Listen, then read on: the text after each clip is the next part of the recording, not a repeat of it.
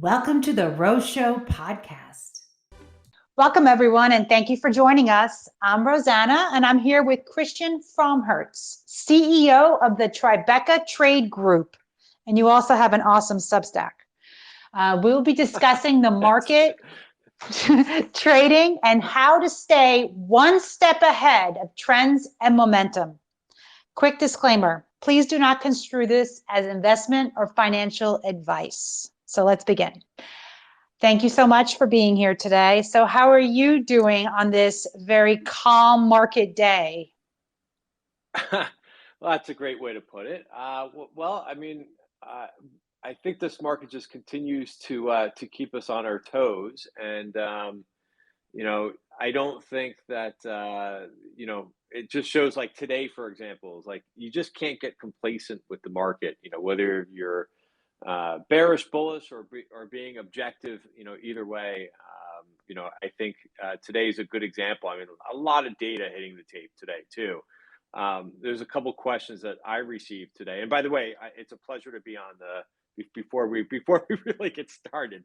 It's a pleasure to be on the space with you. I've been looking forward to it, and I love the work that you put out, and your approach to the markets and your approach to basically life as well. I've listened to you on a couple different spaces, and I just really like your frame of mind. You seem to be a very positive person. We haven't met, personally, but I could you just kind of exude that you're just a positive person. You're also seem to be a person that just gets things done, and has achieved a lot in your career. So, like I said, I'm excited. But yeah, we got a ton of data. I got some questions earlier about, oh, geez, well, what brought us, what was it today that kind of did it? And the financial, the media in general. I was trying not to name a couple broadcasts, but they're always looking for like a reason, like, oh, it was this today or that today. Well, I mean, we were pretty overbought. I mean, we've been up almost every day, and I think the Nasdaq so I want to get your feel for this too. But how many days were the Qs up in a row coming into today? Let's see. The first was the third, so this was prior to today. There was a streak of 7 straight days the Qs were up. So we kind of came into this week a little, not even today, but into this week, like price to perfection. So, you could pick anything that you want to say, oh, it was this today. When you're priced to perfection, it doesn't take much to cause a little bit of volatility the other day, the other way. Got it. Thank you for that. And first I want to start in saying, thank you so much. You were so kind. And I have to tell you, my impression of you is that you are such a nice person.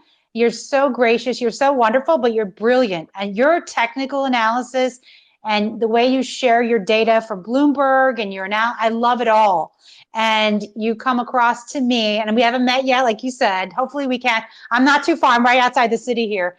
But I'd love to meet up with you sometime. Absolutely. And speak markets. Absolutely. I love it. I'm also a CEO and founder, and I value your entrepreneurial ways, your studies. Your background. You had over 20 years now in the markets, and you have your own business now. And I love your whole approach, your business model, and your team. And it's just exciting, and that's why I love talking to you. And so, I'm so happy you brought up that part of it. And it's like, what more do we want? It's like we've had a vastly different market. It's finally seeing some green and some sustained upside. So some consolidation was warranted. And so I don't know if this is consolidation or if the market's reality check, because the macro, and we're going to discuss macro in just a little bit, because I know you and I both have economics back. Well, you have an economics degree. I studied economics. We're both MBAs. And so we look at it from a business point of view, the macro and the markets. And I think it's important to look at from all perspectives. And so the macro is very important. But before we get into that, I got to bring up one thing. I saw you were president of the baseball card trading club Yeah. in fifth grade. Yes, yeah. Well, I did listen, trading and finance could be a little bit dull sometimes and a little, I don't want to say dull, that's a wrong word, a little bit dry.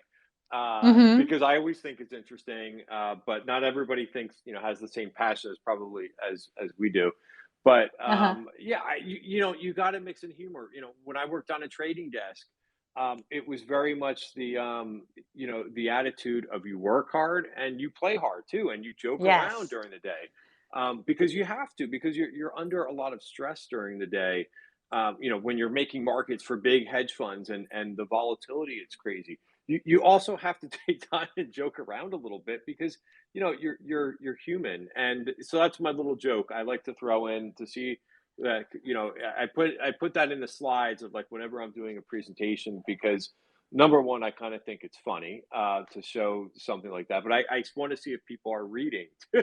It's like, wait a Okay, minute, well, I read. wait a minute, baseball cards. I love it, because I collected baseball cards back in like fifth grade myself. So I was really into trade. I always was a trader, I guess, but I was I was an enterpriser. I was an entrepreneur from a young age. Right. So I used to, have the trading, but Jose Canseco, Nolan Ryan, Mark McGuire.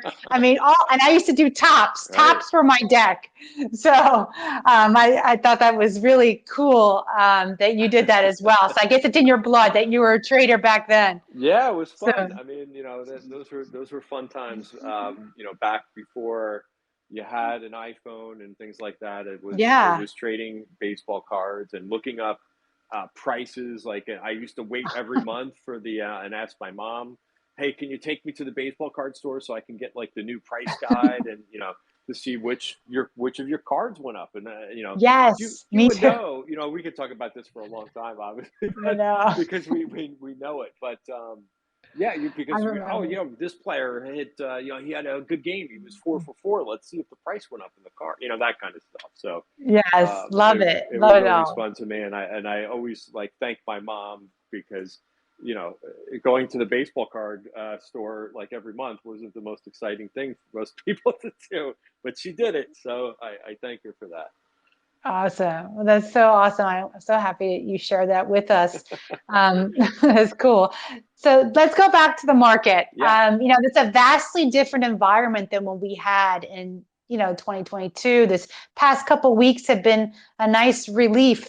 But first of all, I like to talk about the market, but I also like you to talk about your Marketwebs indicator. And if you could explain that indicator and then tell us how you use that to help you um, create a roadmap for your decision making, that would be awesome. Yeah, sure. We could talk about the market webs. So basically, like in my background, I was an institutional trader, and this was back in my days at Merrill Lynch. And one of the things that I really liked is when you really could get into the process when you were a trader, meaning, you're working with so many different ways to execute a trade, and that's algorithms, right? Some people think of algorithms as being being predatory, but it's really to help facilitate orders. And I was lucky enough to kind of get into the learning how algorithms worked and designing.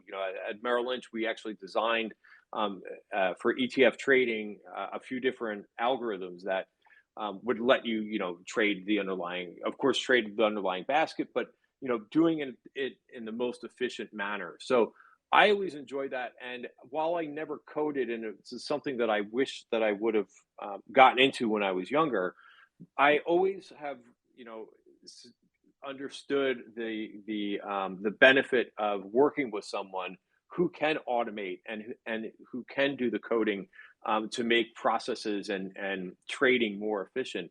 And I was lucky enough, outside of my institutional trading career, I was able to just happen to run into similar paths with someone by the name of Webb McGoal. He's on Twitter, and he actually, this is his baby, the TTG, or now it's the TTG Market Webs, but the Market Webs are his baby. And basically, when he was describing it to me, because I'm like, what are you putting on your charts? This doesn't make a lot of sense to me. Can you explain it?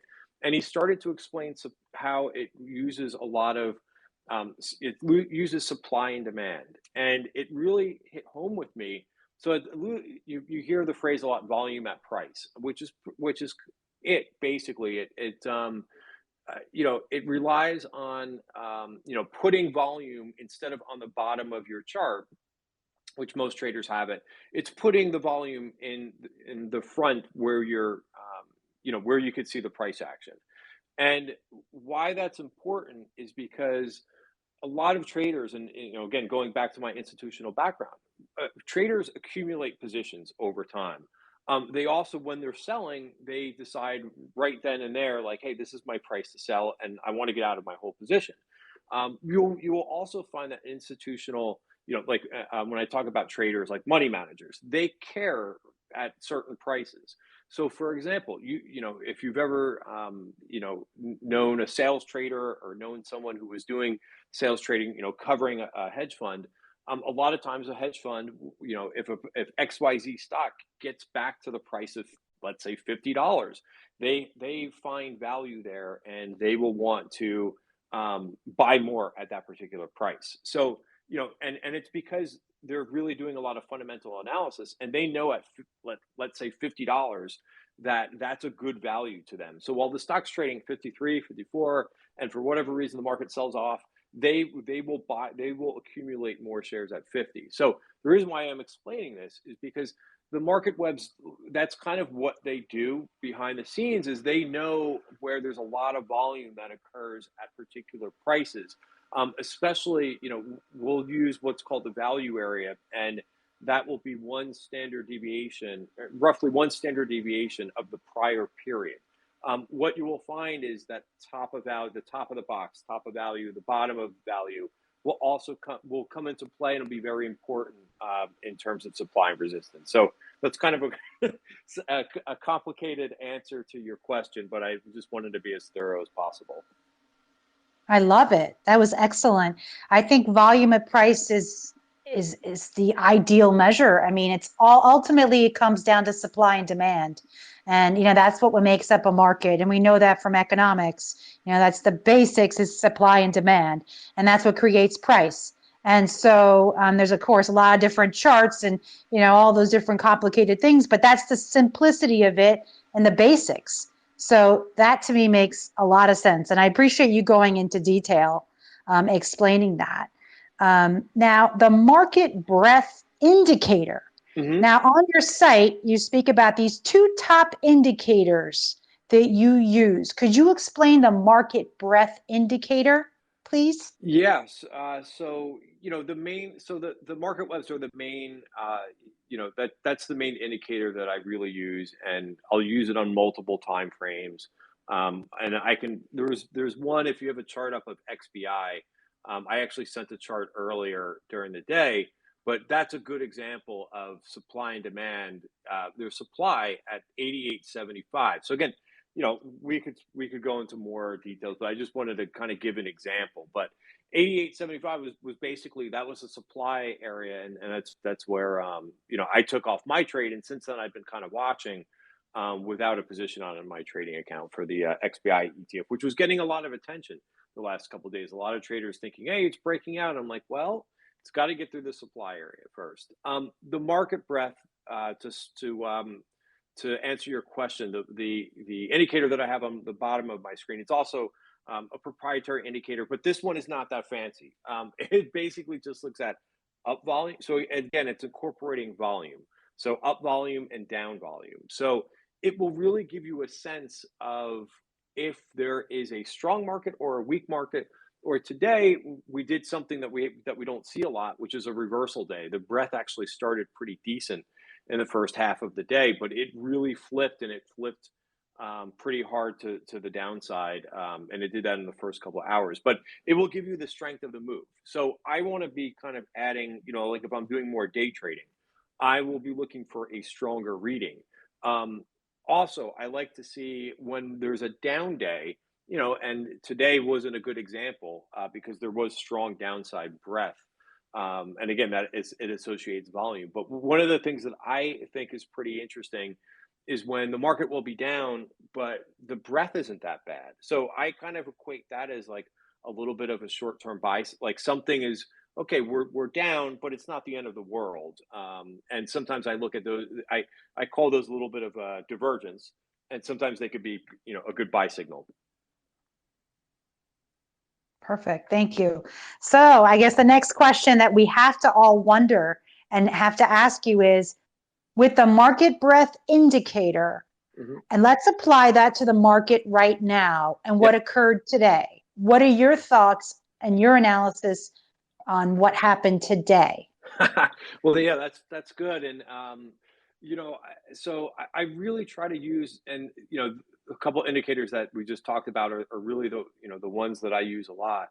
What they try to help me be is a bit unemotional. And because I came into today, and today, full disclosure, was not a good day for me. I had positions on, and I cut like 3 or 4 positions today, and it was not a fun day for me because I came in long.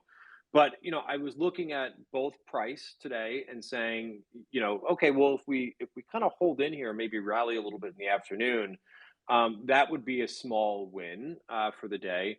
And also, like, if breath improves, and I didn't see either one of those. So it kind of just told me, hey, I'm down today. And, this is one of the things that you learn as a trader, is that, hey, you could have a bad day. You just really don't want to make it a bad week. And further from that, you don't want to have a bad month. But, I just said, you know what, this is a bad day, and I'm exiting, and we'll kind of, pick up our analysis, and we'll see how things develop tomorrow and the rest of the week. And it's also earnings season too. I mean, it's a very complicated market. You mentioned in the beginning of the space that it's a very macro environment, and that means a lot of times complicated. So I take it for what it is and say, hey, this was not good breath today, and it's a pretty decent reversal. So it's time to kind of take some chips off the table, and to you know be okay that you may not get the next day right perfect either, but that's why we do our analysis. And when we're not seeing good signals, or when there's signals going the other way, we kind of run for the hills a little bit. Exactly. I love that you were very transparent, and that's another thing. You're so honest and transparent, and we really value that in you, Christian. And today was a rough day. Of course, I was red today by a significant amount more than I wanted to be. But Sure. Yeah. that's when we cut back and we scale back, and you don't want it to continue like a cascade into tomorrow, and make it a bad week and then a bad month. You want to end it quickly. We had a bad day, and I think probably many people did. And, you want to remain positive. You want to reduce the emotions associated with that. We don't want to react and be impulsive. But, overall, we just got to be objective about it and not emotional, and just say, it wasn't the right day, and just scale back. I did see your XBI. I posted it in the chat here. Oh, good. Okay, cool. I saw that you took some profits last week. Is that correct? Yeah, I mean, it was a quicker trade. I mean, sometimes we just don't know, right? When we put on a trade and we've got a signal and so forth, we don't know if it's going to take a couple days to hit our target, or it could take longer.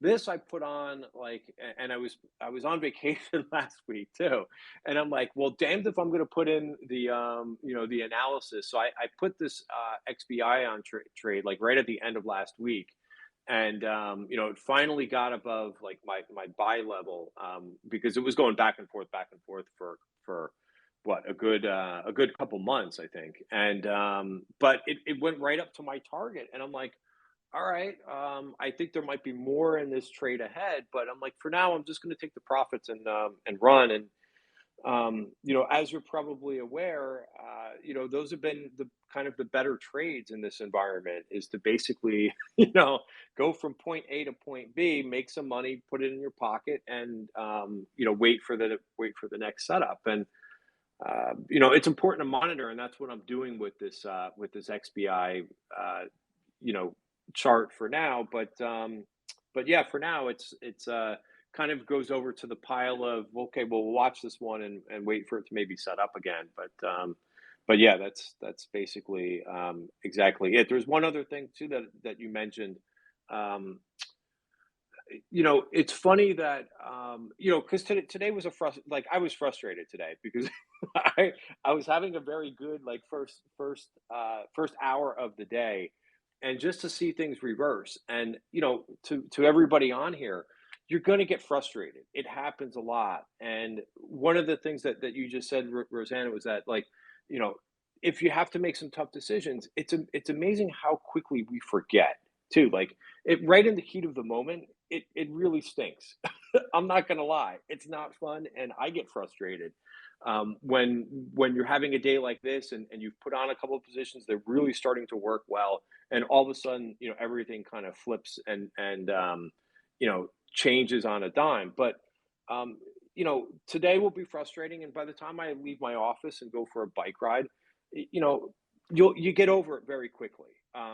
So I've just learned that to accept that you're going to have days like this, and you can't control every move. You can't prepare for every data point, every earnings report that's going to come out, or every economic report, or every Fed speaker. You'll kill yourself trying to prepare for every one of these data points, to think that you're going to understand what every one of these data points means. um so again, that's important. So I'm kind of throwing in a couple different things in there, sorry. I love it. No, this is right. It's a holistic approach to trading and Yeah. investing, and that's how I speak about it.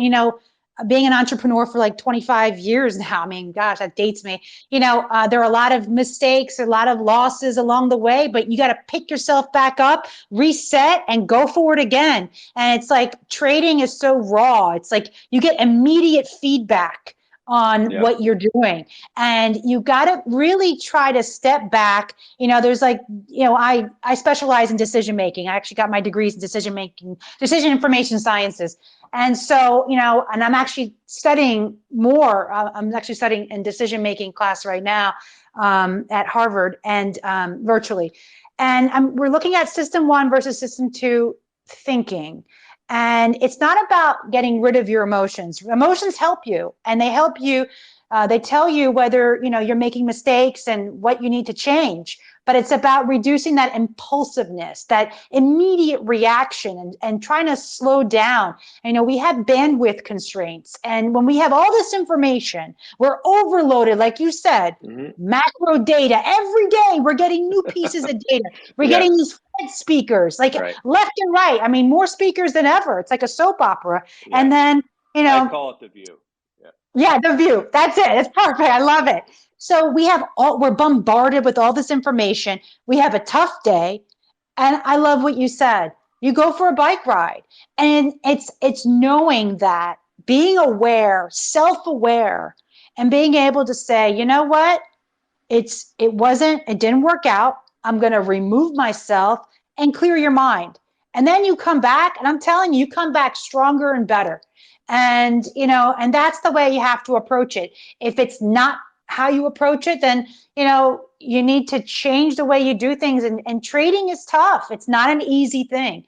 So I love that. I love the bike ride in Manhattan, probably, I'm assuming, but it's a great place to be. But yeah, it was a tough day, and it's been a tough market for a long time for many of us. So, I'd like to go into the macro.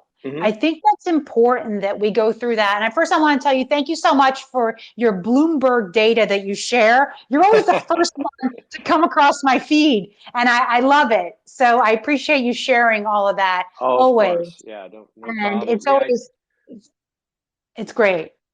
yeah, absolutely. Yeah, I mean, with the I've always looked at macro data, and I've always kind of had an idea of kind of some of the most important things to watch. I think of course currencies are important to watch, and what the dollar is doing.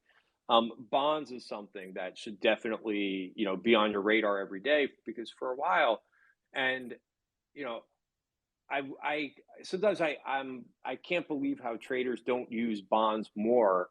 and don't have them up at at all points. Like, so even if you're a diehard day trader and you're only watching a few stocks, it's still important to understand what interest rates are doing. And when I say interest rates, there's all different types of interest rates too, so that gets confusing. But I'm basically looking at the long end of the curve. So I'm always tweeting out what 30-year bond futures are doing. Of course, you could look at TLT, but you just have a more continuous chart when you look at the futures.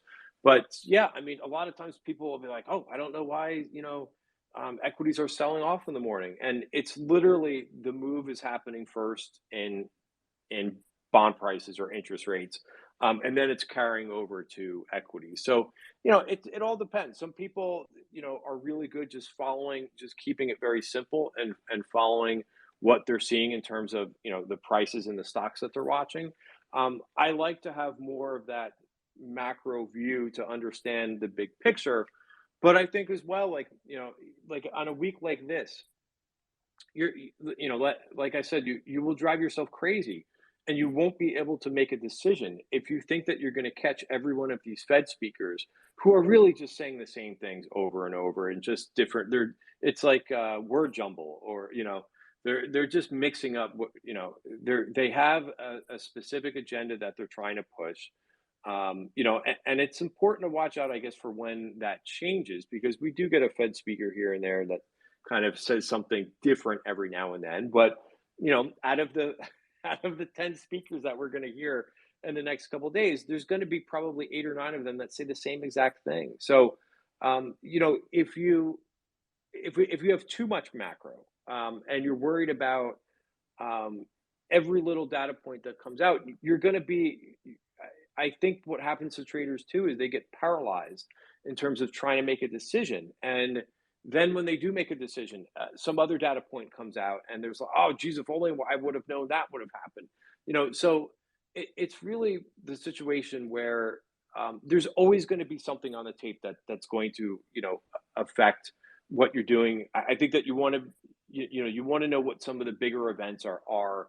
But really, the price action is going to tell you too.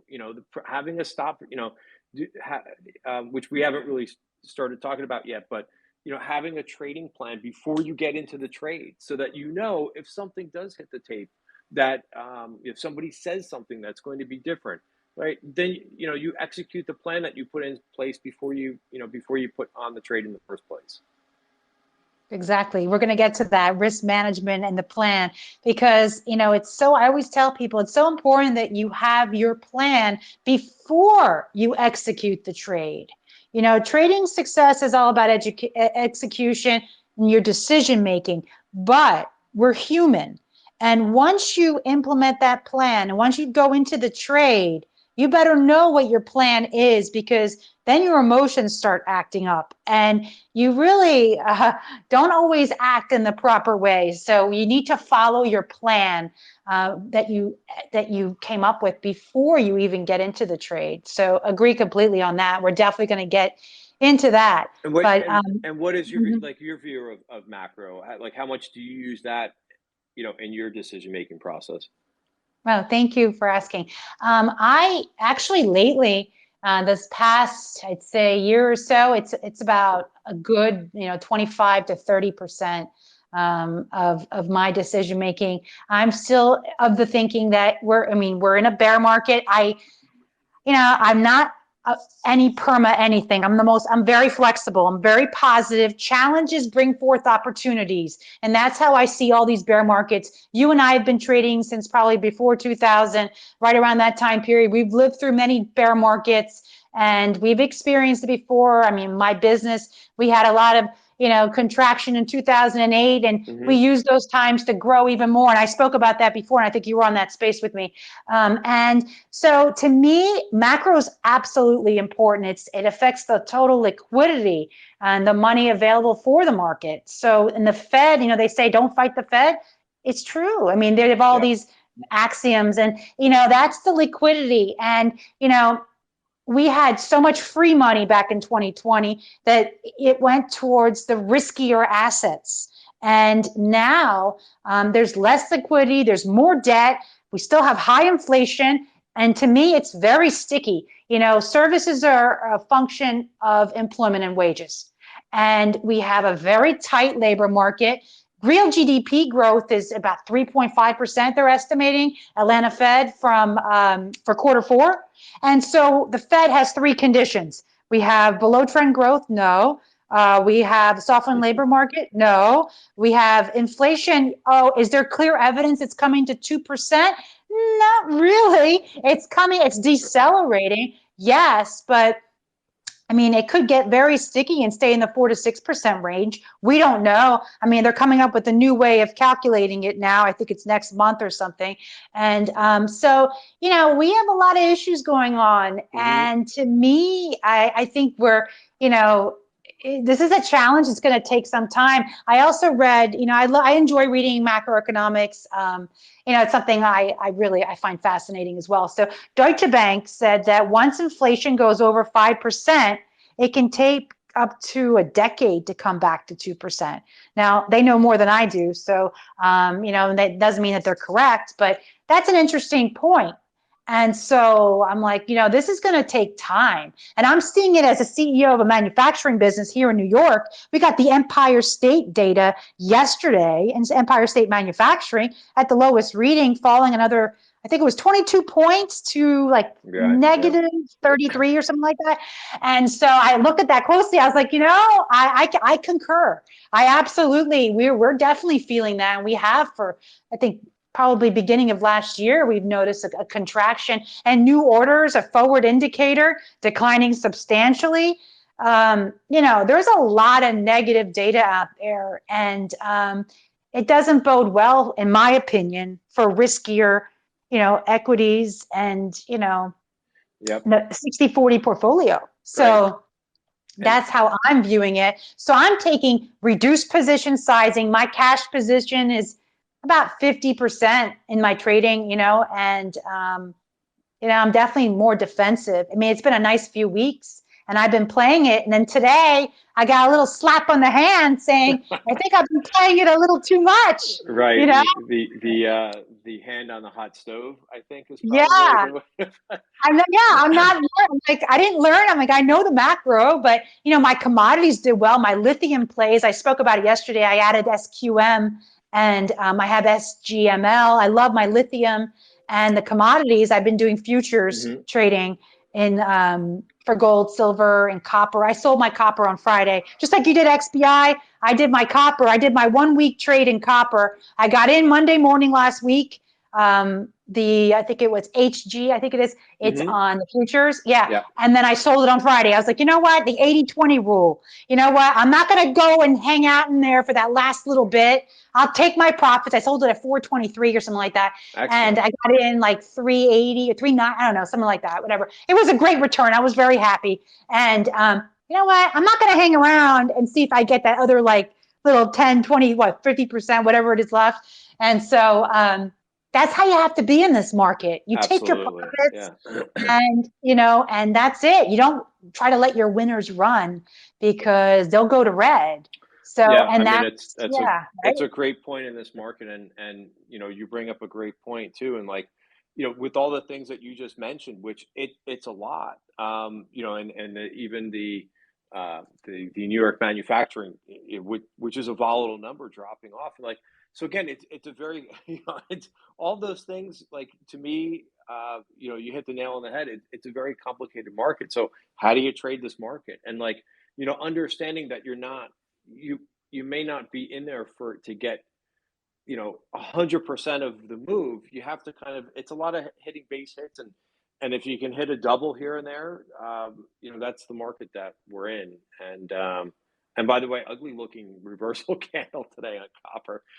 So it was a great time. I think you did a great job getting out of that. Yeah, right.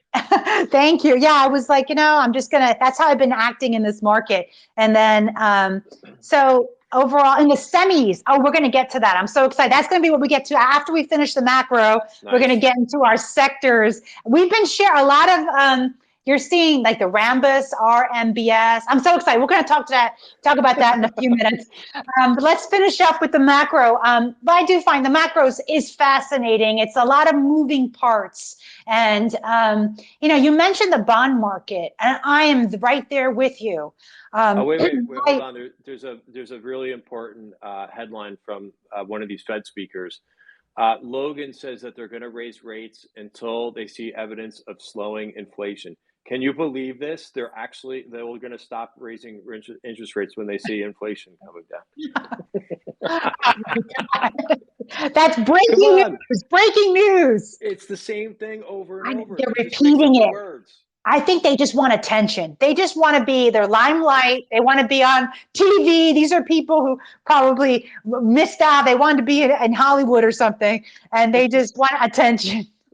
Listen, I would love it if they all sat around the same table and spoke at the same time, and just for the same, get it all out of the way, and like yell at each other and tell us how many ways you think like where inflation needs to get to, and it's a tight job market, and they're going to have to keep raising rates until they see it. I mean, come on. We could all, at this point, probably many of you that are on this Twitter space can do the Fed speaker, 5 headlines that you see come across every day. I think you and I could do comical. That. It is. And then just always breaking news headlines. It's comedic. Sorry. I appreciate it. That was important. No, that was important. That was very important. I appreciate it. Please, anytime. You mentioned the bond market, and I am right there with you. I agree. I think it tells us the truth. It tells us what's going on, and really will help us understand the equities much more. So I just looked before we started speaking, and I was like, wow, the 10-year just dropped big time. I think like 4.5% today to like 3.3, and the 2-year and everything. And it's still very inverted. What's your take on what's going on over there and the big drop and everything? You think it's the Bank of Japan? You think it's all these global issues? Or what do you think? What's your take, and what does that tell us about the equities? Yeah, I mean, I think today with the move, maybe it is a little bit more of a market for, because I've contemplated, because we heard this like a couple weeks ago and how quickly everybody forgets. But like, there's a bunch of analyst calls saying, oh, it's going to be the year of the bond, and of course what happened, because, people forget because, of course, equities took off, in the beginning of this year towards the end of, towards the end of last year too. But so I mean, people forget. I mean, and I think like today with the retail sales and a couple of the other, I think it was industrial production that missed. That's now a couple months of a miss with retail sales. So yeah, maybe people are starting to run into a little, move into the safety, of bonds at this point, because we really hadn't seen that too much. For most of 2022. I mean, bonds normally act that way when there's volatility in the equity market. Sometimes you will see that flight over to, flight to safety, flight to quality, which we really haven't seen that. And maybe that's kind of starting to change a little bit, to see a move back into, for investors to maybe finally take advantage a little bit of these yields and start buying, some of these bonds that are now, finally, yielding something higher. So I think that's interesting. The other thing that I watch, regularly is the spreads, because I'm not a bond expert, but I know, enough things to kind of, give me a sense of understanding. And, we really just haven't seen credit spreads move that much. And that's another reason, until that really happens. I mean, you could actually look at that positively and negatively, because the fact that credit spreads, and I haven't looked at them today, so I'm just going to bring them up, but they actually tightened a little bit today. But that kind of gives the Fed ammo to do whatever they want, because until they really see any widening out in spreads, they know that they're not affecting things that. That significantly in the credit market. So I think that it's important to kind of glance at those every couple of days, if not every day, to understand that if it's widening or the spreads are narrowing.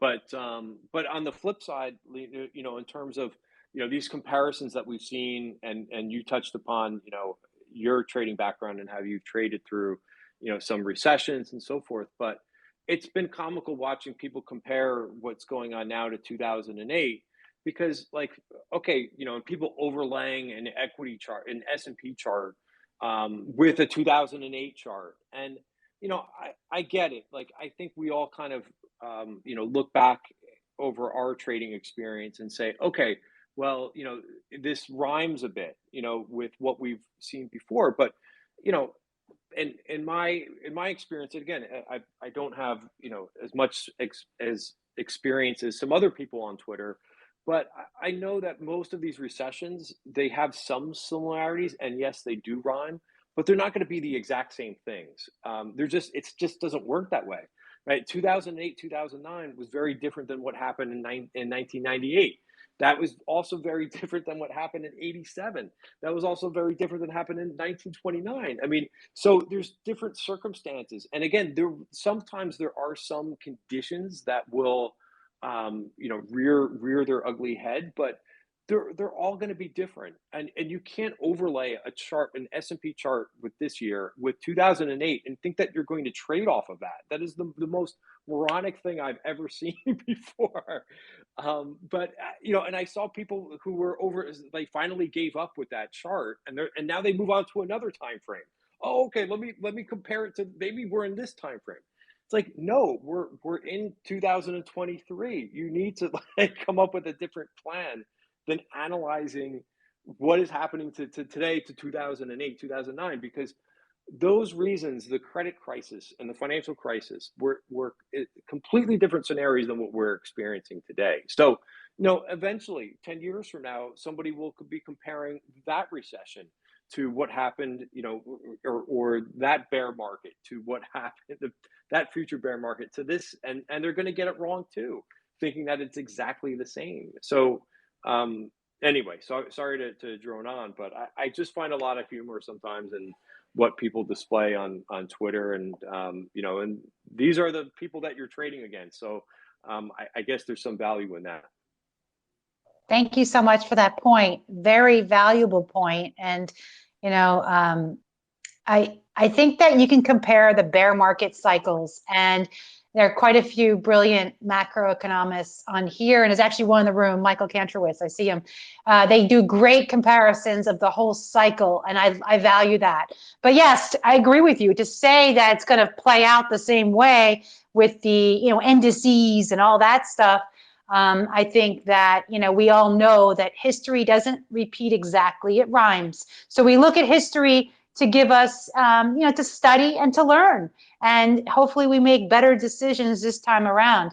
Back to the bond market, I'm also not a bond expert, but what we do know from, investing and trading is that it's important to look at the equity risk premiums.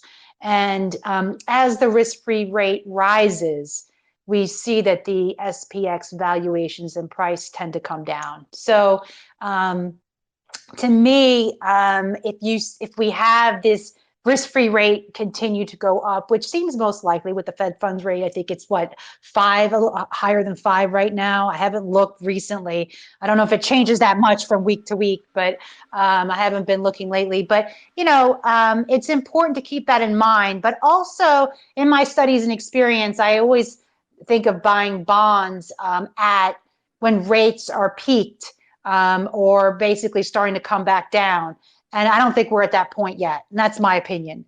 So I always think of you go long bonds when they're at their peak, because then the price is at the lowest, how they're inverse like that. Mm-hmm. And then you get non-callable ones and you go long. And then as the rates come down, your price goes up, and it works out well. But I'm not a bond trader or anything like that.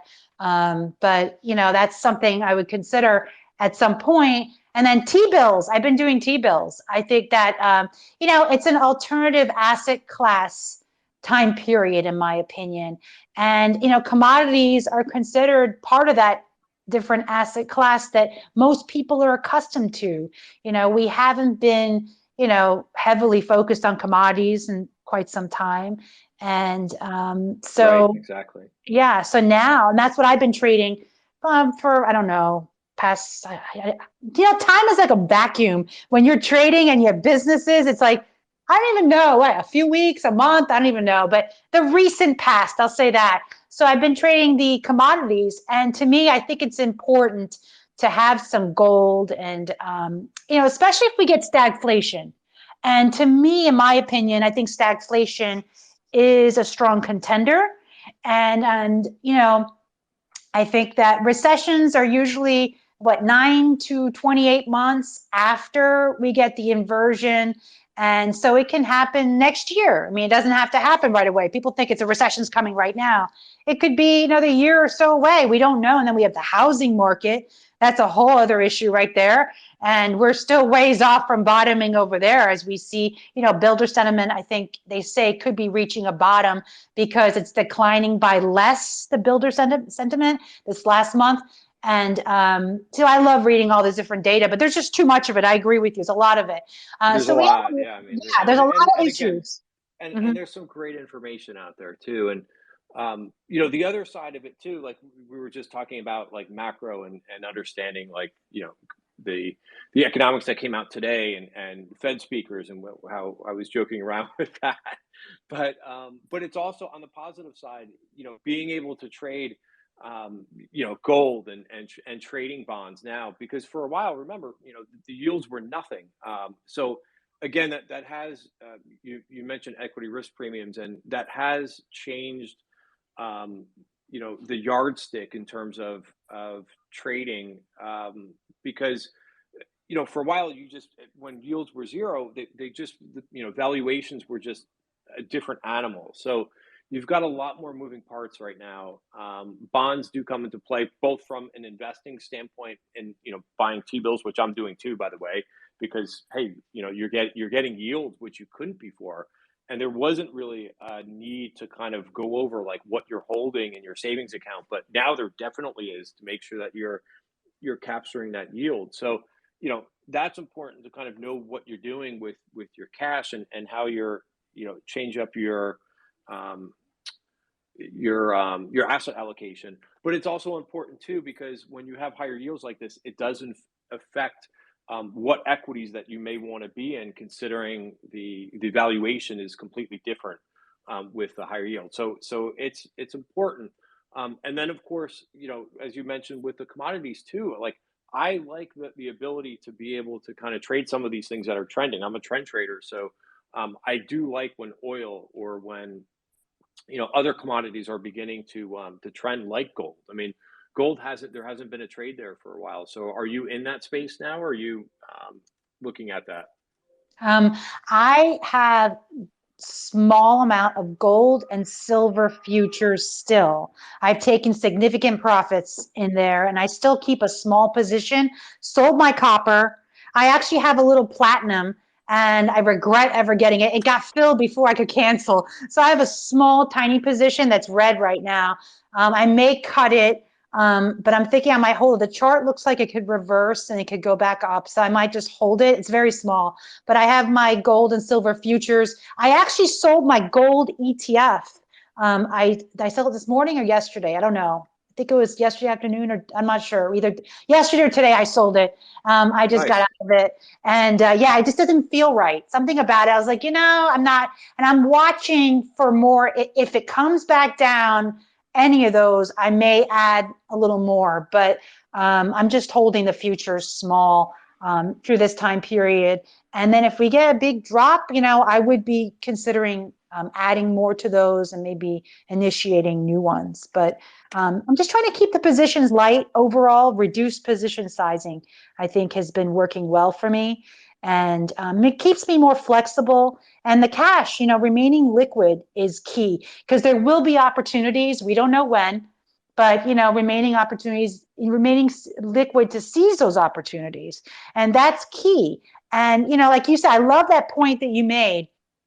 In the recent past, you couldn't get anything for your money, and it's like, now why take on risk when you have, real yields are positive and you're getting something on your money. And the T-bills have been great. I've been doing 4 weeks, and I think I did another longer one, but it's like, why not, and it's safe and you're getting some return. And then when the opportunities arise, you'll have that money available for you. Most asset classes have had negative expected returns. So it's like, okay, so someone says to me, you get a lot of people arguing on Twitter saying, oh, cash has inflation. And I'm like, well, at least you just have inflation. Other asset classes have negative returns plus inflation. So, there's a lot of factors to consider there. But, I'd love to go into the sectors and the select stocks, because I know that's exciting. And I love what you've been tweeting about the semiconductors and all that. So applying your 2 great indicators that we discussed earlier, what are you seeing that has maybe some bases and possible sustained upside? Yeah. So, I mean, I've kind of, I haven't really been participating too much in the semiconductors over the last couple months. They just didn't look like they were acting very well. And, with what we've been seeing over the last couple months, the strength in the industrials, so select areas of the materials have been very strong. So my thought is that, those areas are, especially the industrials, and I've been in CAT, I've been in Boeing, I've been in Deere too, which I actually got stopped out in today. I thought Deere, I was looking for a break above 440.80, and it flirted with that a couple days, but I'm out of that position now. So, and it kind of makes sense that, I know. Sorry, I know your question is on semis, but I'm just kind of explaining where. So I'm thinking that you might start to see, like, profit taking, because I think that's the environment that we're in too. Is that you're going to see one or two sectors get hot for a little bit, and catch some new money and trend, but not trend for months, maybe trend for a couple weeks. And industrials, I think, did a little bit even more than that. They probably trended for about a month and a half. But I'm thinking that, some of these semiconductors are starting to look interesting, because, there's some that are cheap, in terms of valuation. There are some that are a bit more expensive. But they're starting to see some things like, like a Rambus actually held up really well today. It actually closed on its highs. Today it was up 6%. So kind of a little bit of a runaway freight train with that one today.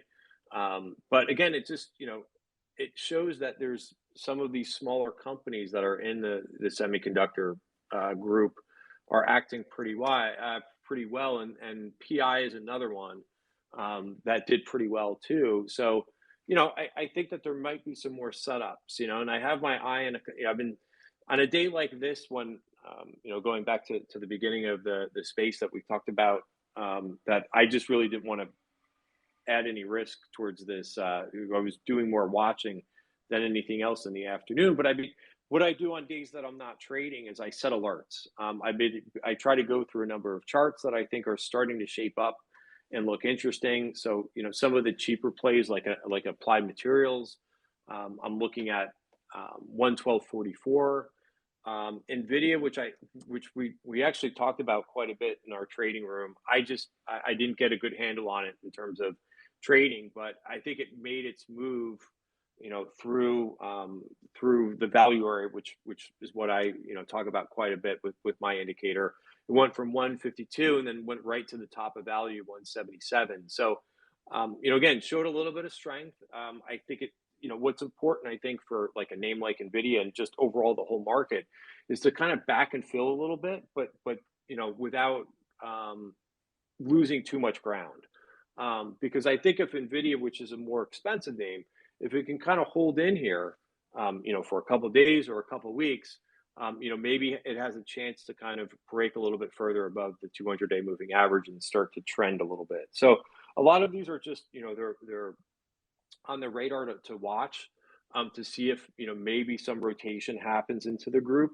But I think it always kind of starts with a couple names acting, kind of perky and trending, and then, perhaps the whole group can kind of, get a little bit more, attention to it. But it's an interesting group because I know people don't like to think of the semiconductors, um, in terms of the cycle that we're in right now. But again, I always try to like be objective, as you said as well, to different trends that are going to happen. Because if you had that mindset, and many did when things were starting to look pretty good in the industrials, people were like, oh, why do I want to go into an industrial? We're going to have a recession. And I'm like, I don't, sometimes the prices know more than what the news is out there. So Boeing was a real nice, and that's something that I'm still watching to see if that can kind of hold in here, because that was a hell of a trade, and anything aerospace. So, I think it again, it makes sense to watch what the economics are doing because the Fed is so involved. But I think it really also makes sense to kind of watch which areas are beginning to show that relative strength versus others. Exactly. Perfect. I mentioned semis because I saw a great tweet from you today on Rambus and RMBS and PI, and they've come on strong. All of a sudden, these semis like woke up and they're just all running. AMKR is another one. Mm-hmm. Back from November, I did a great screener on Bar Chart. I think I love Bar Chart. It's a great site.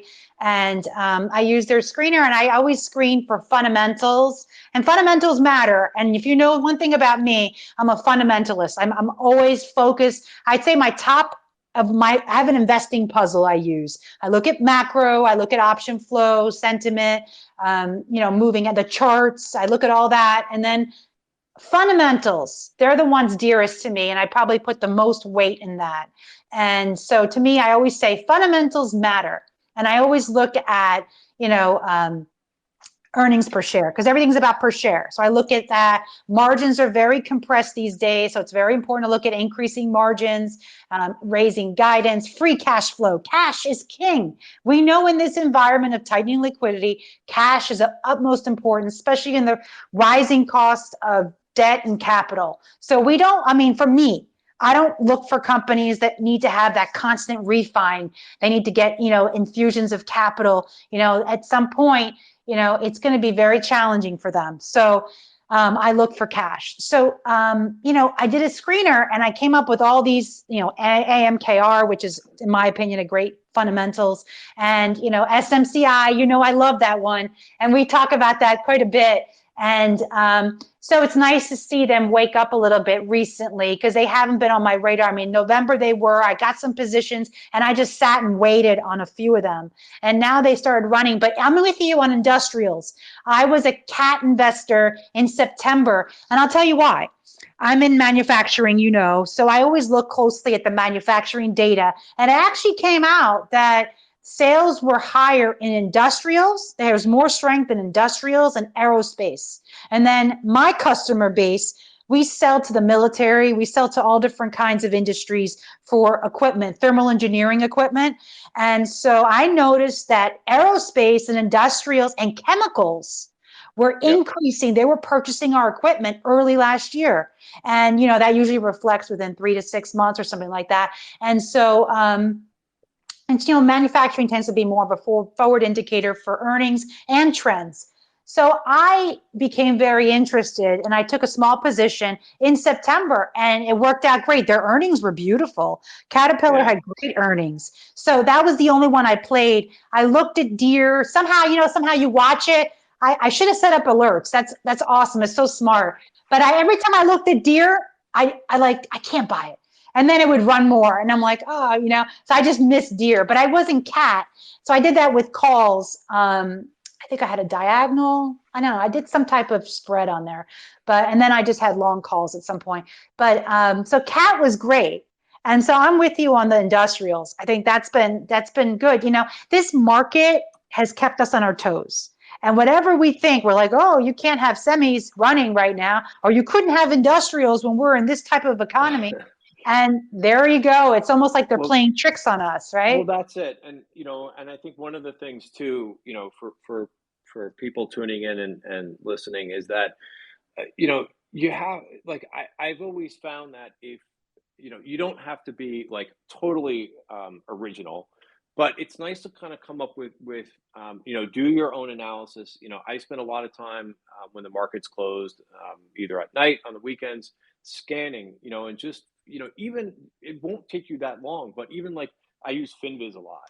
But even go through like all the names in the S&P 500. It'll take you about 10 or 15 minutes to scan through, because and you'll find things that you didn't see before, in terms of, either names that are consolidating or names that are acting pretty well. And what you'll do when you go through, and again, it doesn't have to be the S&P 500. You could screen however you want to, and that's the beauty of using FinViz or some of these other applications, is that you can go through a lot of information pretty quickly, and you'll come up with your own, market generalizations. So, I would say really try not to, like, you know, go with the herd in terms of like, oh, we're definitely going to have a recession, and because this is what the news is telling you, and so forth. Go through objectively, and you'll find different groups of stocks that are doing something different. And so that's kind of brings us a little bit to the semi. So I'm always open to, because maybe it's something that I didn't think about. And I think we started to see some of these things also move, while China has been reopening too. But you're not going to be able to figure out every single thing that's going on in the market. But if you go through, and if you're going through the price action, and you're going through stocks, you're going to find some themes that may, hit you in the face, in terms of the one that you just mentioned with aerospace. I mean, aerospace has been so hot, and I don't really trade the airlines, but I just can't believe what the airline stocks have done recently. So, by doing these types of exercises, and again, like, today's not the best day to be talking about industrials, or to be talking about the airlines. But again, it just makes you think. United Airlines went from, was sitting below the 200-day moving average at 37, went up to 53. Again, I didn't trade that one, but it kind of makes you think, like, okay, is the world that bad? Are things that, poor in terms of economics, if you're seeing anything aerospace break out? I don't know. Agree. I know, I love it. No herd investing. That's what we call it. You avoid the herd. And, it's about keeping an open mind. And I think we keep coming back to the same theme, remaining positive. Okay. Just because you have a loss, or because it didn't go your way, that's life. We know that through life, that things don't always go your way. So it's important to reset, and at the same time, keep an open mind. And it's learning.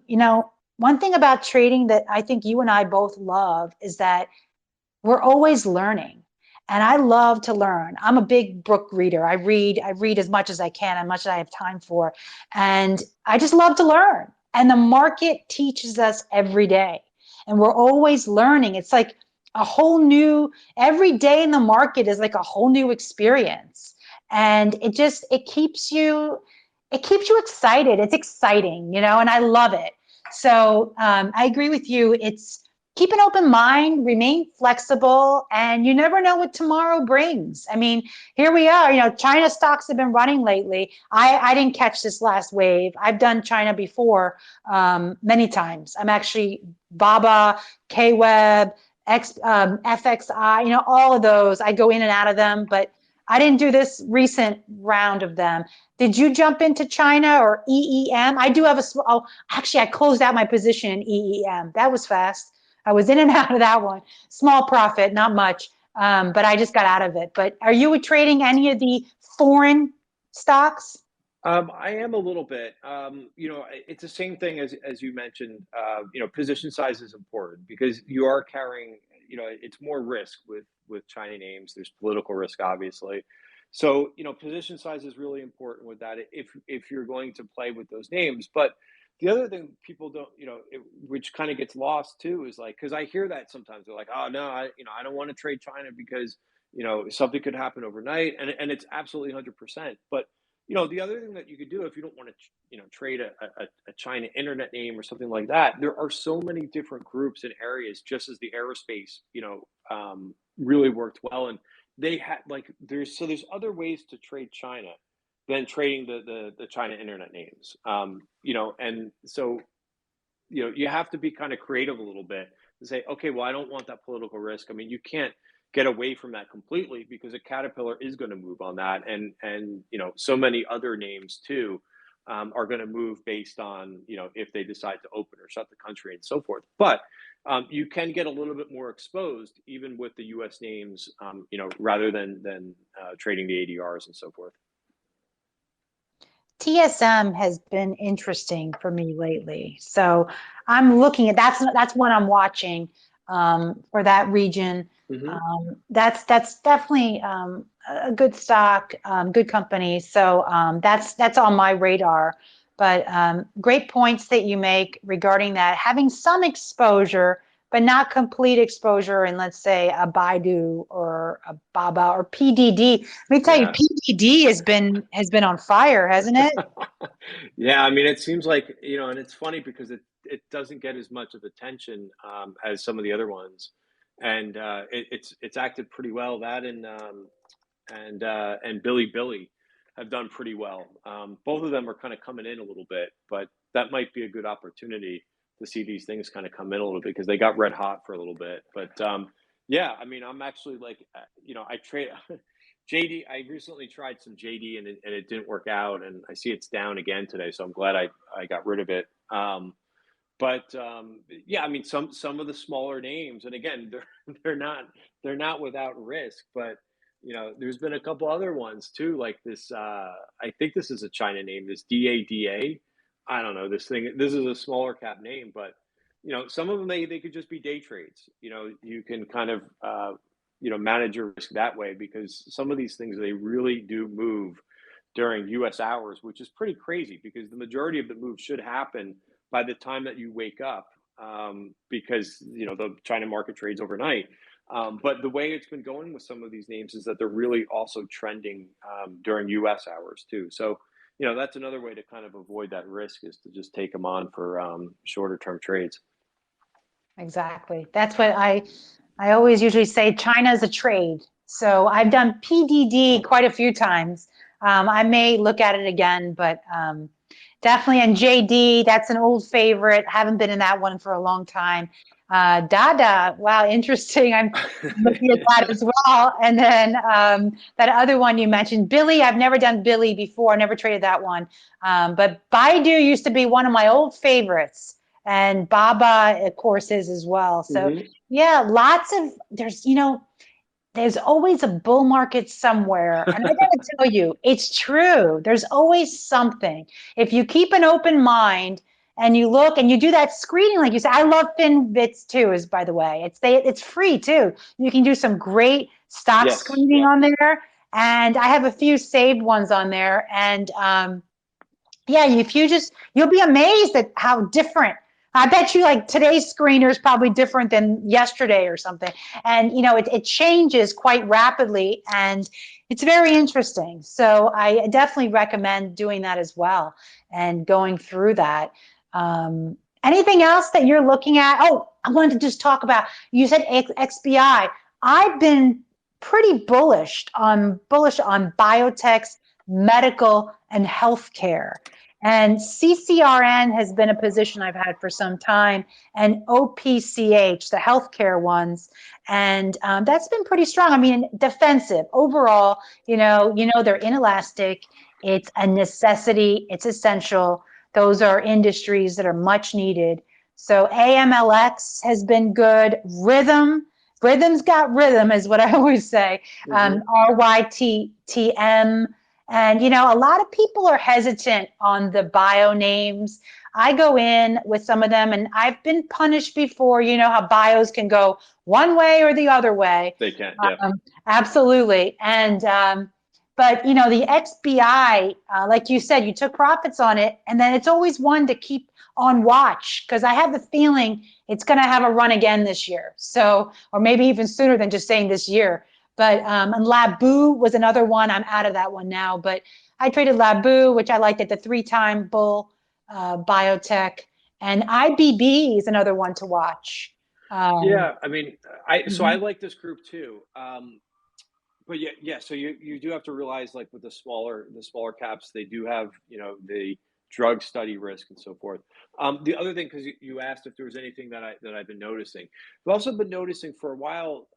So there's various different parts of healthcare and biotech and so forth, and you could play them strictly through the ETFs. But one of the things that I started to notice about a week, 2 weeks ago was and again, it's kind of like just the way that this market rotates around, but healthcare stocks, which I was trading a lot last year because they were just holding up, so well. Um, and various different healthcare, some more healthcare stocks versus biotech last year, and now it seems like that biotech is kind of moving a little bit to the forefront because if you look at the XLV chart, this is something that I was noticing too, watching a couple individual names, is that they really lost their momentum. And you could if you look at the XLV chart today, it's really starting to slip below that 50-day moving average. It dipped below the 50-day moving average about 2 weeks ago, about a week and a half, 2 weeks ago, and it's been flirting with trying to retake it. But today looked pretty decisive that it's now losing that 50-day moving average, and outside of any uh, complicated or other technical studies, the 50-day moving average is great to watch to tell you whether you should be involved in something or should be staying away. And I see that this whole group is kind of losing some leadership. I also like run an end of day screen that I've been kind of sharing on uh, Word, not WordPress. What's it called? Substack, right? And I've noticed that you're not seeing that many healthcare names kind of show up in terms of. So right now, I'm just running this one screen and putting out for free, where it's like fresh breakouts. So it's also really nice to spot for like ultra momentum, which has been tough in 2022. A lot of breakouts fail in bear markets, as I'm sure many of you are aware. Um, but it's nice to see what names are and what groups are trying to break out. But healthcare has not been a group that I've seen on that scan, and over the last week or two. It seems like they're really losing momentum at this point. Agree. They were good trades in 2022, and I've cut back on them. I got rid of my Labu and all that last year. But yeah, I mean, to me, they're still on my, like you said, the alerts. I still keep them on my watch list and watch them because I think they're defensive. And if we do have, a recession or stagflation or some, later this year, or if this just continues, there could be potential there. And PRCT to robotics, I find intuitive surgical, those are all like, to me, innovation and like the future. So I find them fascinating as well. So I'm always watching them. But yes, the 50-day moving average is critical. And it's very difficult for me to go along anything when I see it below it. So it's that's a real line in the sand for me. So I think we had this discussion via tweets like a few months ago, actually. And, the 21-day moving average is also the EMA. I look at that as well. Very important. I choose that over the 20-day. I think Mike Weber, of IBD or someone, he came up with that he knows that tends to follow the trend better. So I like that. And then, of course, the 200-day moving average is also critical and important. And then you can take the bird's eye view and look even more with the weeklies and go even further out, the 50-week and then go, and all that. So there's so many different time frames to look at. And I just want to touch upon long term. When we talk about time frames, are you a long-term investor as well? Do you have a portion of that you build over time? Are you mostly trading in the swing and shorter terms? Well, I do. Yeah, so it's a great question, and it's funny because from what I do, on a day-to-day basis and in my trading room, It's pretty, medium to short term. I like to swing trade more than anything else. Lately, that's it's holding. The swing trade time frame is shorter. It went from like a couple weeks to like a couple days right now. Exactly. That's just the environment that we're in, and adjusting to the environment is important. But I always get questions, and I try to tell, I always get chart requests, and I always ask people to tell me, what time frame are you looking at it, because I'm always going to tell you, like, hey, it's below the 50-day moving average, it's below the 200-day moving average, it's not for me.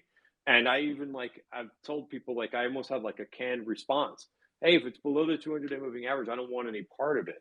For my trading and my time frame. But if you're out 15, 20 years, it's all different, so I try not to rule out a lot of people's questions, because if it's longer term, but at the same point, like, some people will say, okay, yeah, it's a long-term trade for me, and then they're looking at it every week. It's like, well, that's not how that's supposed to work either. Yes, I do invest for the long term, and I'm really trying to, like, I try not to open up my Fidelity account and, look through those things. And I try to periodically add, because if you're doing that dollar cost averaging over time, and if you're doing it in like an S&P fund, you're actually, like, that's, I think, the trick, without really, talking too much about long-term investing. If you are going to be in there for many years, then this is actually good for you. You don't want to see the market just, rage on, without pulling back. I mean, these are your opportunities for the long term to kind of, get in dollar cost average, because, and this is what I tell people every, like, month or so, but, all bear markets end. So I know some people are really bearish, and I get that. I understand, because we are still below the 200-day moving average in the S&P and the Qs. But at some point, all bear markets end. And at some point, price will get through the 200-day moving average. It's a matter of time. Now, again, it may not happen this week, next month, whatever, but it will get through the 200-day moving average. So it does make sense to have, a type of plan for more than this year, right? And I know everybody is super focused on the short term, because that's how mentality has gotten. As time goes on, people are quicker and looking at things on a much shorter term basis. But I think that's really important. And it's the same thing with bull markets, by the way. All bull markets end too. So, I'm not trying to be perma anything, but bear markets and bull markets, they do end. So, you have to kind of plan things out for the long term, as well as what you may be doing, trading in your trading account every day. I love it. Exactly. There are economic cycles that we go through. Some take longer, some stages take longer than others, depending on the cycle. But you always have to keep that long term in mind. And I also have a long term that, there's different strategies for that as well. And I still swing trade. However, the definition has changed. And like you said, it was months, then it became weeks. Now my swing trades are days, maybe sometimes even the same day, but I don't day trade. I just make it a swing, and then, hey, it works my way, or it doesn't go my way and I get out. The swing trading definition has changed. I guess a lot of definitions have changed.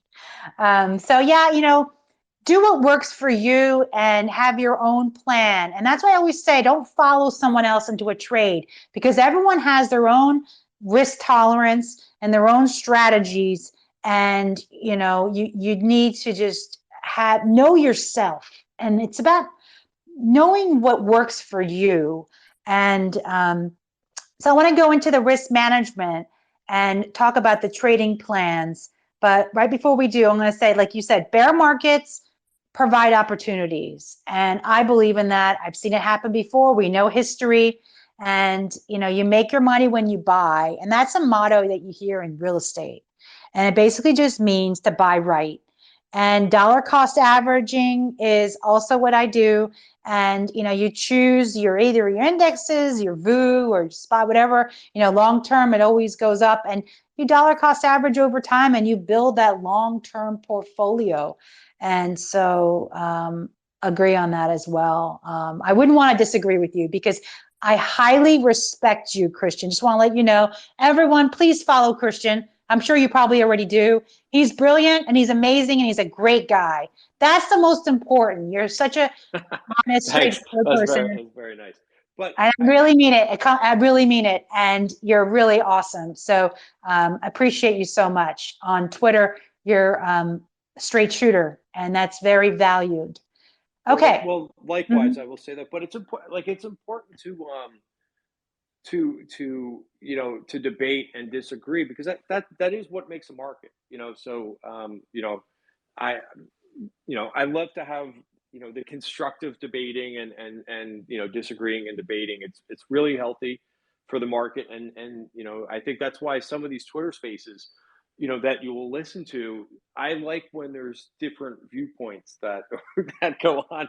Sometimes some of these the spaces will go on for a long time, and it's the same viewpoint. It'll be 7 different speakers, but it'll be the same viewpoint. So, I think it's really good and healthy to kind of listen to bearish, bullish, and those objective, Twitter spaces, and obviously outside of Twitter spaces too. But, it when you listen to some of these Twitter spaces, make sure that you're like, you're listening to it objectively, instead of sometimes when someone comes on, or you're listening to a space and you disagree, automatically you wanted to like defend your point. I try to really kind of listen to things, and try to say, okay, let me understand their viewpoint and where they're coming from, their analysis that they did, and then you can kind of decide whether or not you're going to agree or act on that, and if that kind of goes with your viewpoint. But it's very important to listen to different viewpoints rather than the same, to kind of back up what you originally thought. So I just wanted to add that, because I do like the Twitter spaces. I like to listen, but I do get bored sometimes when they'll go on and 7 people talking about the same viewpoint of why they hate Tesla or why they love Tesla. I would much rather go for a bike ride. Exactly. I like all the major the perma bears that come out at night. They come out at night usually. I guess they're bored or something, and they like scare each other off, and like everyone gets so afraid. It's like, yeah, the one-sided opinion, and I call it groupthink. We want to avoid groupthink and echo chambers and filter bubbles, and that's what ends up happening, is that you get a few people who have an opinion, and then you have more that join in, and then they become more polarizing, and they become even more that way instead of opening up to new ideas. So it's very important that you seek to understand. I love what you said. Try to understand where that person's coming from and try to see that point of view. So I agree. I think it's important to look at other point of views, and I'll go into some of these rooms that I never would even imagine. And you learn about different things, and you see the world and the market a little differently. And that's the whole point of this, is to have a healthy discussion, and disagreements are healthy. Unfortunately, I do agree with a lot of what you said. So we don't have that here, but, but That's good. I'm okay with that. it's good though, it's good. But hey, I like renewables. You don't like them, right? Or you do? Renewable stocks. Yeah, you like renewables? Maybe we can disagree on that. As long as so every and like whatever group or sector, as long as it's showing me like the right technical setup, I could fall in love with any stock. It just, if the group is really working, whether it's consumer staples, whether, because I've traded them last year, whether it's really boring stuff, like I traded a lot of really boring names last year, and I get it. Like people kept on asking me for like a chart of Amazon or Google. I'm like, well, what about this chart of what's the LW? I don't, half of them like it's bad because okay, Lamb Weston, right? Lamb Weston was a beautiful chart last year, and it still is acting pretty well, even on a day where consumer staples really got hit.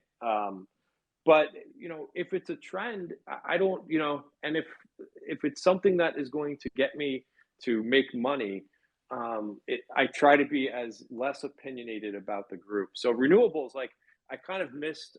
Again, this market just moved so fast at the beginning of this year. But I was even looking at First Solar, and I didn't pull the trigger on it a couple of days. I just felt like I was late, and I didn't want to chase.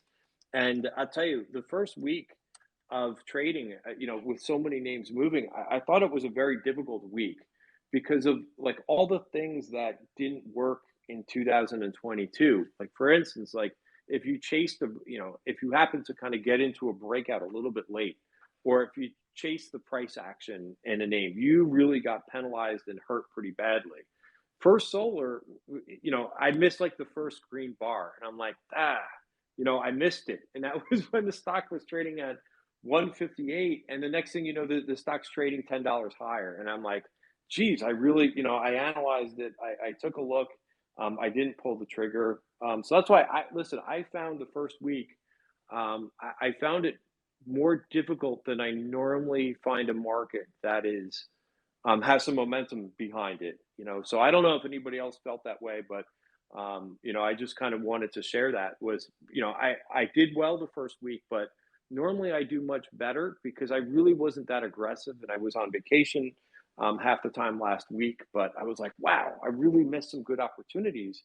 And I just kind of told myself, was because a lot of the renewables moved, and very nicely last week. But I just kind of said to myself, well, it's the first, it's just the first couple of weeks of the year. It's not going to make or break your whole year. And, just like today was a bad day for me, but I'm like, we're halfway through the first month of this year, and you got to look at a bigger picture. Agree. I also miss First Solar. So I'm there with you. I turned my head for a little bit and it's like, whoa, it just took off. So I've been watching it. And it's nice. I don't know how nice it is to watch, but because I missed it, but I'm happy for all the people who jumped in and were there. Good for you being on vacation. Hopefully it was somewhere warm. Was it somewhere warm? It was not somewhere warm. It was cold because I like to ski. So nice. That's even cool. That's awesome. Yeah. For skiing, that's different. I love that. That's great. I always tell my husband, I'm like, if I'm going to be in cold weather, I might as well be skiing. So, or going in the snow. So good for you. Discipline's key. And like you said, you miss that, but you don't chase. And a lot of people, the fear of missing out, the chasing, can really bite you, in a bear market, can really burn you bad. So good for you on that. Now I want to segue into, before we leave renewables, Enphase has come down quite a bit. And the fundamentals, I know the PE is high, but their growth is pretty strong. So I'm still bullish on it. I'm a long-term there, but just want to throw that out there. I don't know if you've been watching Enphase at all. I have. I try to catch the move off the lows a little bit. I was looking at it very closely last week, and I actually didn't do poorly today. I mean, for a market that just felt like it got hit pretty hard. Again, and like just a couple of things that I realized, but like the defensive, like people do not flock to the defensives today. Consumer staples were down almost 3% for the day. So something like an Enphase Energy, it kind of makes you think a little bit. It was just barely down on the day. So, I mean, that's not bad. It's been a trickier, I've stayed away from this one a little bit because it's been too tricky. When I find names are a little bit just erratic, or the trend is not solid. Like, again, if you look at that chart of LW, which is just a very pretty methodical chart, that's the charts that I like. The charts that are all over the place, like this EMPH has been for the last 6 months, if it's too hard, I don't trade it. But it's interesting, like for longer term, the 200-day moving average could be a great entry spot. Exactly. I'm looking at LW, the Lamb Weston. I'm looking at it's a beautiful chart. I agree with you. And I agree with Enphase is a wild swinger. I have to say, she swings pretty wide. She's a very erratic one. And I got in July 2020. It's one of my, I'm, long term. So if it weren't for me being long term like that, I would probably be hesitant initiating because it moves so much. And that's why the premiums are so sweet with when you sell premiums there. And I've been selling covered calls on my end phase position, which has been pretty good. On a bear market, some covered calls can be very forgiving, or you roll them out and they tend to go worthless because the market pulls back. So are you an options trader? I've been meaning to ask you that. Do you trade options? I do trade options, and I just have really toned down. Even it's kind of crazy because I was going to say with the VIX, as high as it is, but the VIX is back down to 20. But I really have stopped trading options other than for just kind of catalyst type trades. I used to swing trade options quite a bit, but I just think 2022 was just too difficult of a year to trade. It was very difficult to trade stock, let alone options. And I have this conversation a lot with traders. You've got to get with option trading. You've got to get two things right. You've got to get the direction right, and you have to get the timing right. And right now, it's very difficult to get one thing right. So you're just adding a lot. I've seen a lot of traders who were trading a lot of option traders in 2020, 2021. I've seen them just have very difficult times, and I try to tell some of them, hey, either like really reduce what you're doing in terms of position size, or trade stock, because it's an extremely difficult time to be trying to trade options. But hey, if you're doing it well and you've got a great program to trade options, keep at it. For me, I just when it gets more of a difficult environment, I generally turn to just stock trading, which is mainly what I'm doing. Unless there are reasons why I will take an option trade if I just want to take a shot at something that's in a downtrend. Then I will do it via an option, because I think it's too risky to do it with a stock. Because remember, with an option, as long as you're sizing it appropriately, and the way that I try to tell people is because some people try to trade options with stops, which I just think is way too difficult in this environment. But I just tell people, hey, set the stop to the premium. So if you pay $2 for an option, that's it. It's the $2, right? And you kind of think about a stock sometimes like, oh my, I'm getting I'm getting into a stock at $100, and I'll put my stop at $98, right? So so it's $2, right? So I kind of think of that as the way is like, well, set your stop to purchase as many contracts as you're willing to lose the $2. And if it's just $2 or $200, then you only trade one lot, right? Or something like that. Or so that's the way I try to tell people, it's too hard to set your stop. Oh, to think you're gonna stop yourself out for trading a $2 option and selling it at $1.60, right? When the stock hasn't even done anything, you could have already lost the 40 cents.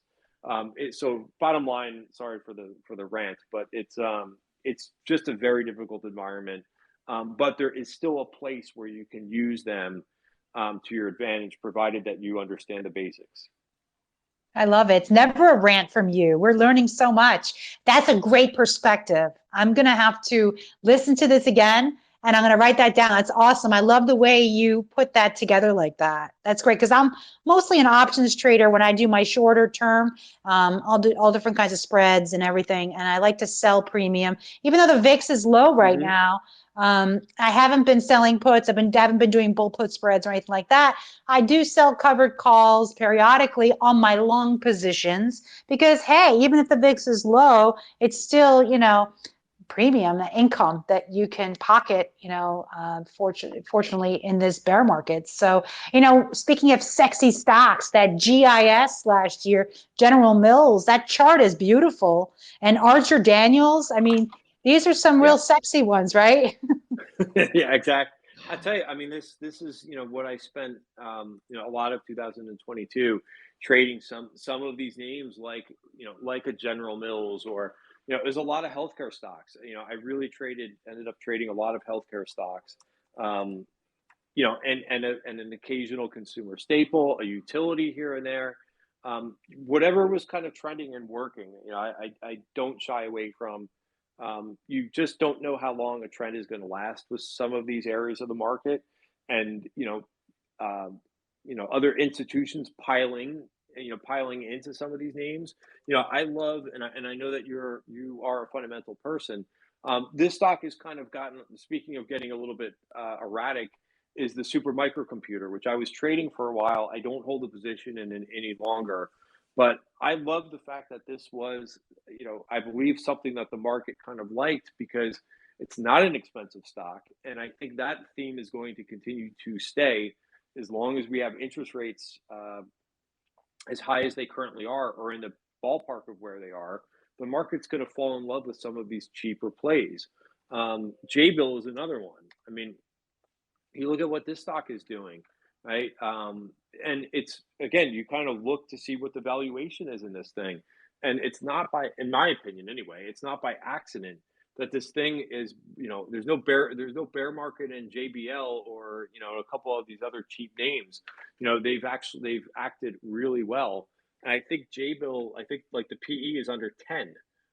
So, again, it's not a rule to say, hey, I'm going to buy a stock just because it's cheap. But if the trend looks pretty good and the technical setup looks pretty good, it kind of helps, I think, right now to have a stock that's cheaper than its peers, but still looking pretty good, and its revenues and earnings are still growing as well. I like JBL. I like that one. I traded it, and I hate that I let it go, but it's okay. What are you going to do?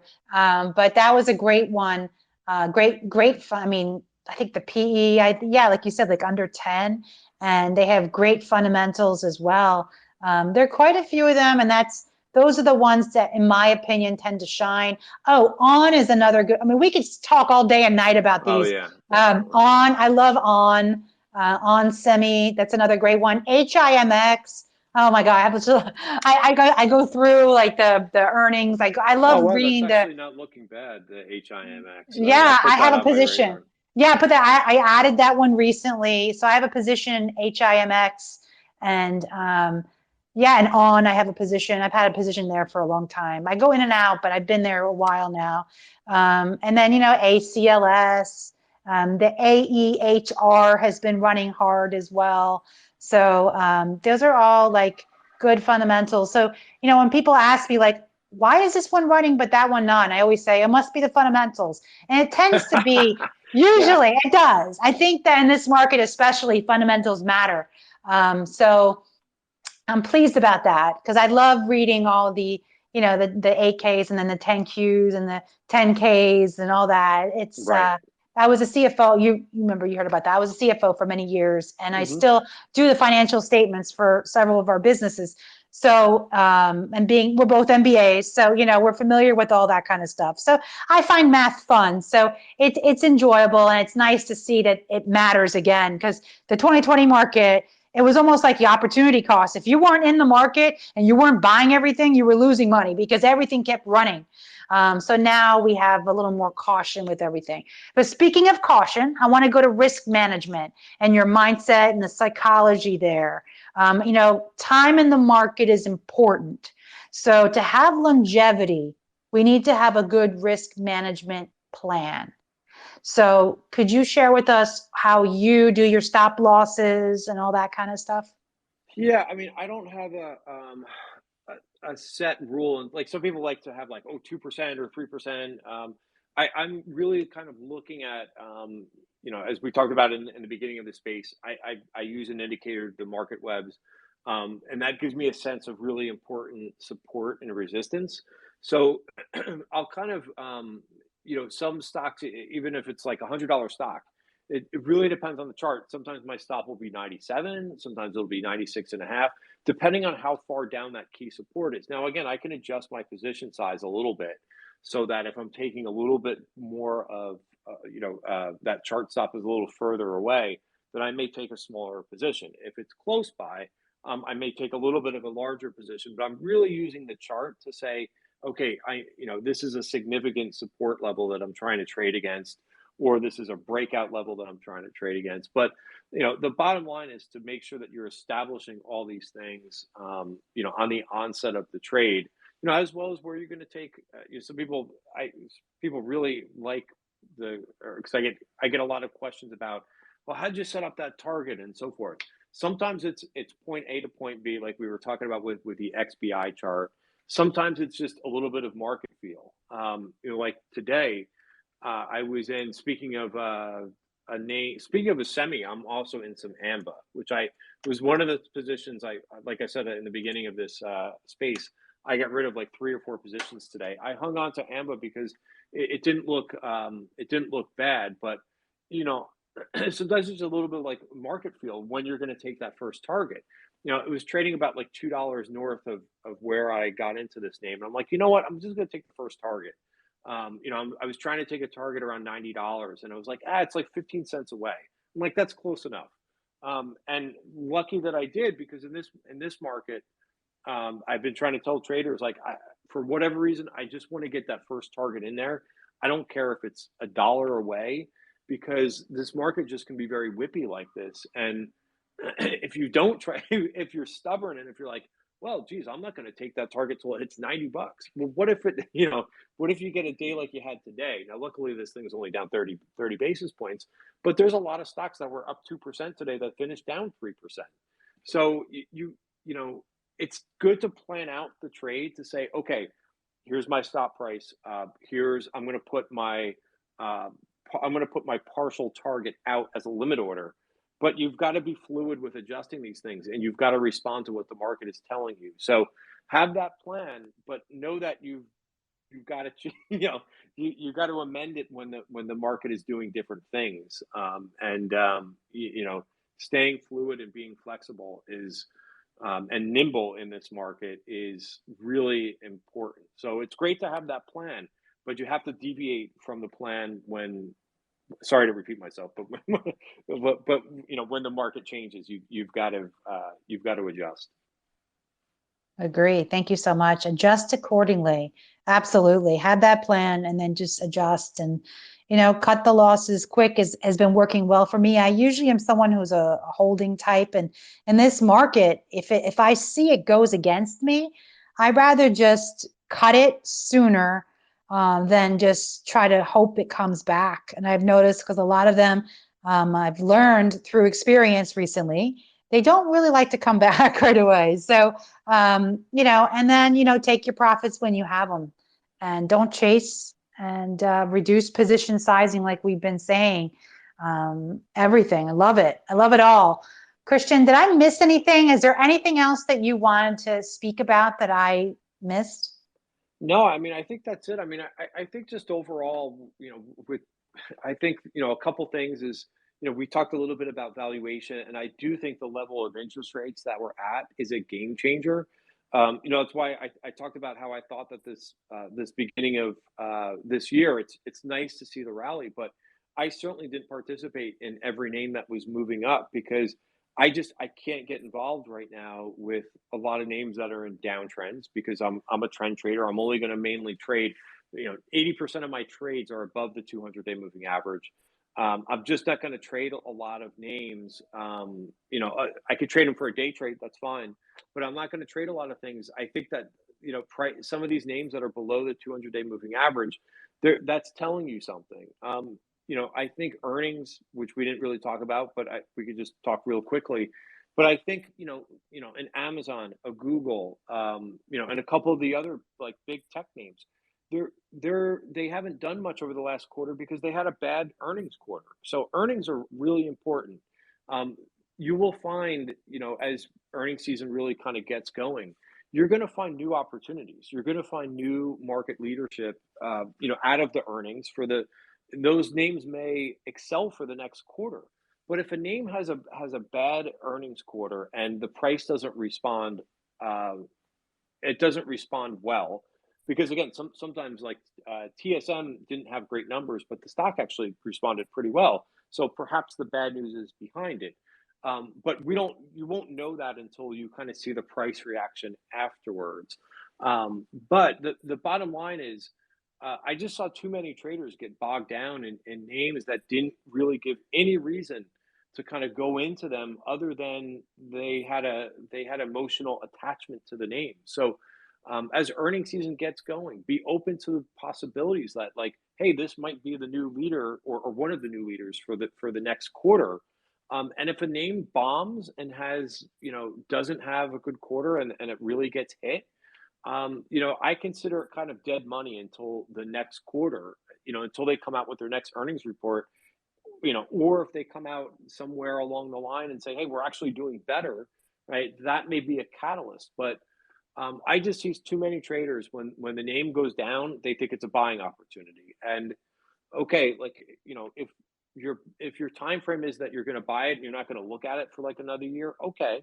But a lot of times names go down for reasons. And that's what really, I think, beat traders up. As much as I try to advocate to say, hey, this name's going down, and it's not in a market to be going after names that are trending down like this, you're not going to outsmart the market. So try to kind of understand, how the price is moving on the chart, and if there's institutional support. It's great. We could really like a stock, me and Rosanna, but we're not going to really drive the stock. It's going to be the institutions. You need to have the institutions support the stock. So pay attention to that. Try to be objective as earnings season goes along. The last thing I want to say too, if I can conclude, if that's okay, Rosanna. I don't hear her, so I'm going to say, but I would say, don't get discouraged when you have a bad day here and there. Um, like I said, the year got off to a good start, but at the same point, like, you still have to be realistic. And as that's, I just wanted to mention that, like, really, earnings can really dictate, how a name could possibly perform for the next quarter. Again, the institutions, it's going to be up to the institutions, right? As much as we can kind of, talk about how much we like a stock, it's really going to depend on if the institutions are going to start accumulating or dumping the stock. So it's important to kind of look at those things like volume. AEHR is a good example. Of course, the name jumped on earnings, but look at the move that it had after earnings. I mean, that those are the things that we want to try to be the detective and find where the institutions are accumulating the name, after the name reported earnings, because they're like, hey, this company did better than we expected. So those are the things that I think are going to be important. And I was just going to conclude really quick, if I could, Rosanna, if that's all right. Absolutely. That I think we're concluding right Okay, now. good. I just wanted to chime in with earnings. Yep. Are very important to me, and I think they present opportunities, like you said, and it's all relative with expectations and what the market expects. And it's about the market reaction. Like we said, it's a market of buyers and sellers. It's supply and demand, and so keep an open mind, like we've been saying, and watch that guidance and the margins as well. And cash is very important.